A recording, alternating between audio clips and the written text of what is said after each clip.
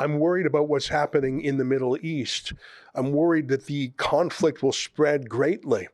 Israel is battling the terrorist group Hamas, which is based in Gaza. Of course, they did so much barbarity 9 days ago. But Hezbollah, another terrorist group based in Lebanon and Syria, is much larger than Hamas. And it's really the Iranian military, under a different name. They have over 150,000 missiles.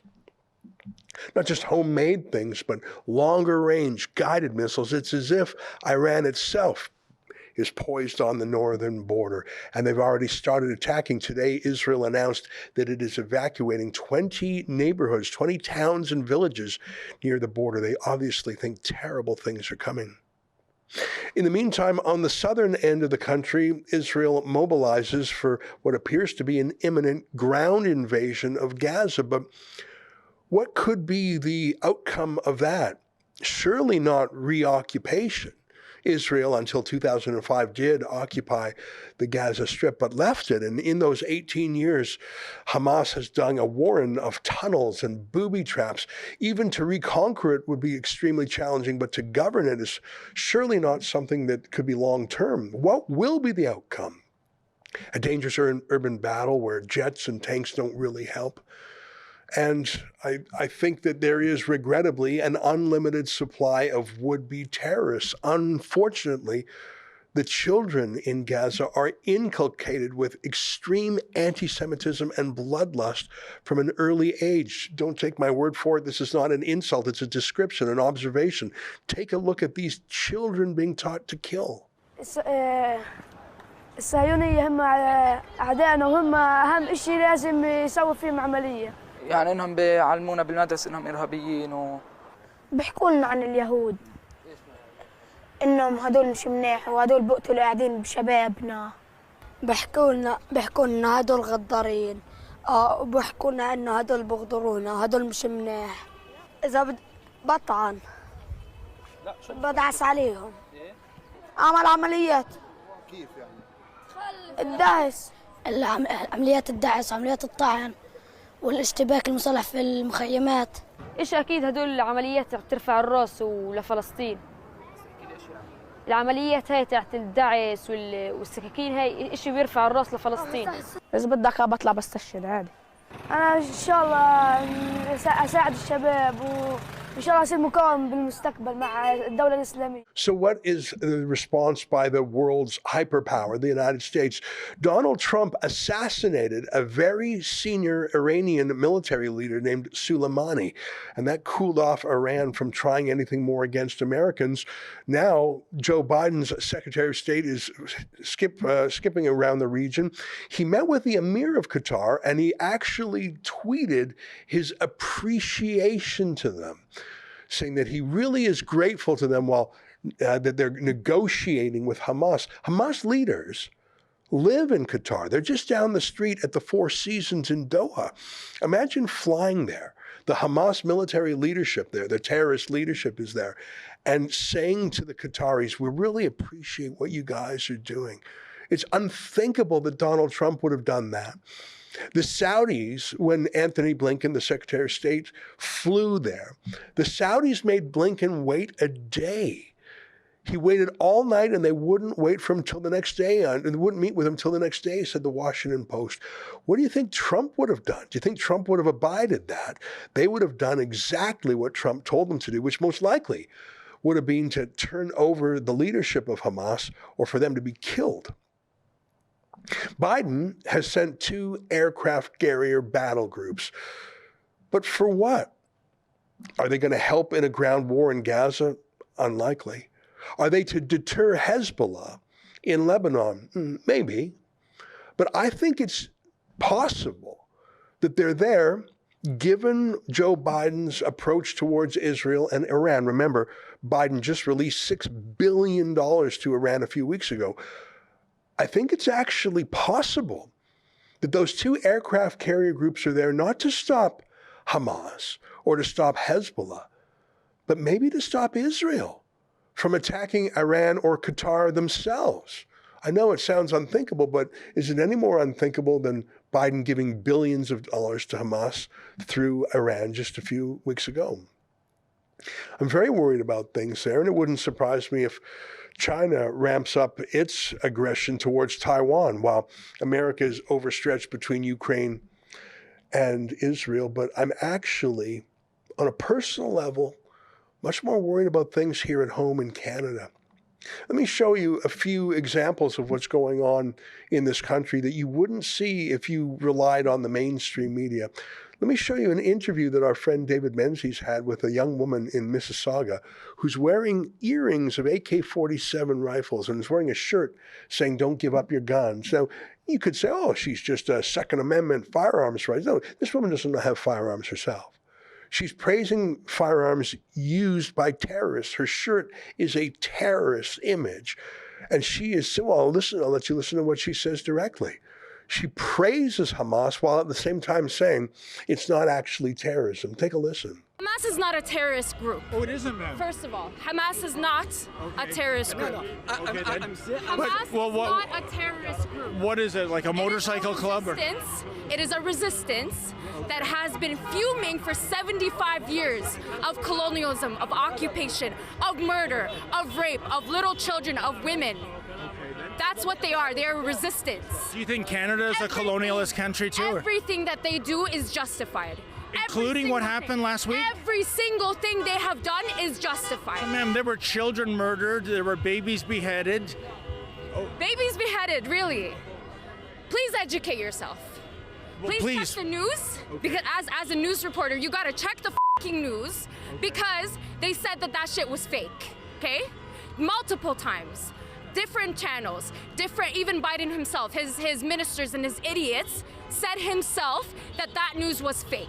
So, there's no 40 beheaded babies. And there were no 1,300 deaths in Israel?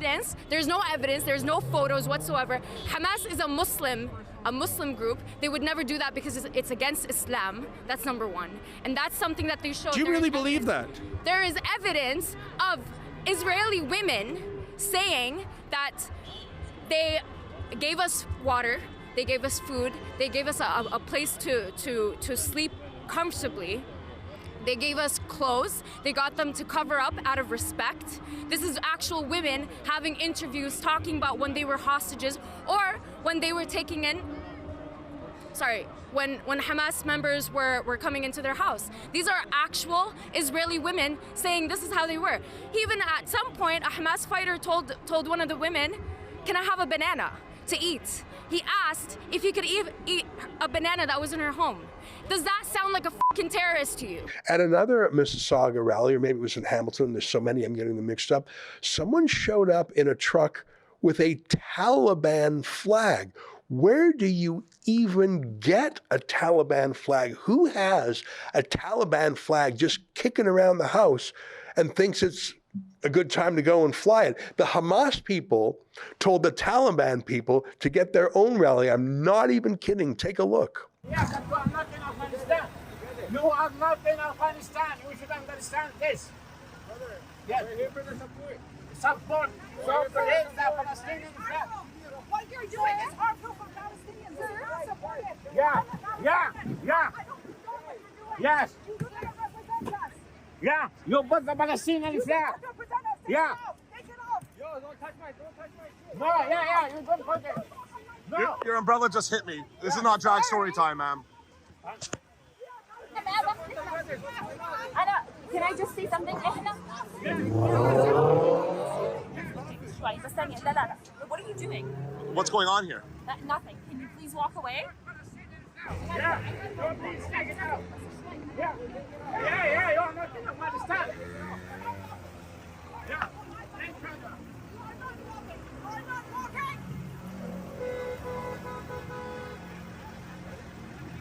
Any comment for everybody on Twitter? What's going on? Bro, people are just emotional. That's all I can say, you know what I mean? That's weird. I don't know what to say, man.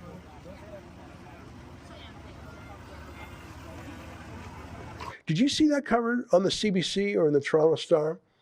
And here's an incredible rally in Hamilton that was covered by the mainstream media. They called it peaceful. Here's our own crew on the scene reporting what they actually said. Take a listen. Solution. Revolution. Free, free Palestine. Free, free Palestine. From the river to the sea. Palestine will be free.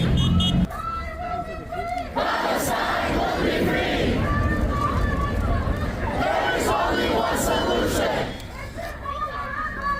Intifada revolution. I think one of the scariest was what Sheila Gunn Reid recorded out in Edmonton. Thousands and thousands of pro-Hamas supporters lining the highway. Sheila said it took her 17 minutes to walk the length of all of them. Thousands of them. And why not? The mayor, Amarjeet Sohi, has given them the green light. Edmonton's mayor, a former cabinet minister under Trudeau, put out a statement on the one hand, on the other hand, a half-hearted condemnation of violence, no condemnation of Hamas. Well, if the mayor of the city and Trudeau's former cabinet minister says it's okay to support Hamas, why wouldn't people support Hamas? You can be pretty sure that Amarjeet Sohi's police force isn't going to arrest anyone for spreading hatred or for supporting a terrorist group. The Liberals can do the math.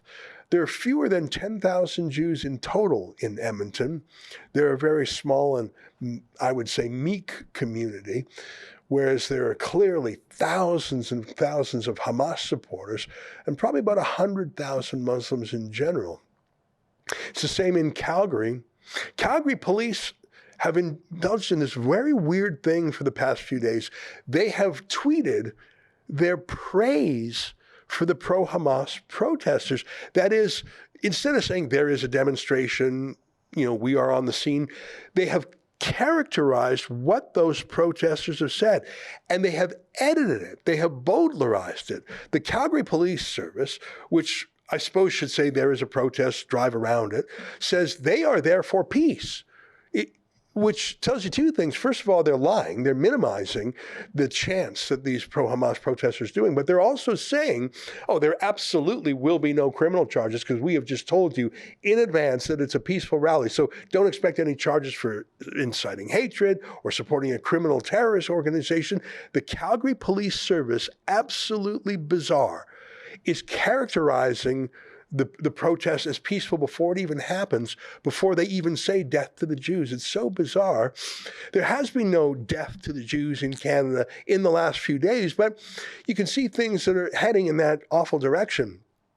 A rabbi's home was attacked in Vancouver, anti-Semitic graffiti in Toronto, an attack on school kids in Toronto, school children threatened and rocks thrown through windows. That's what's happening just from crimes of opportunity.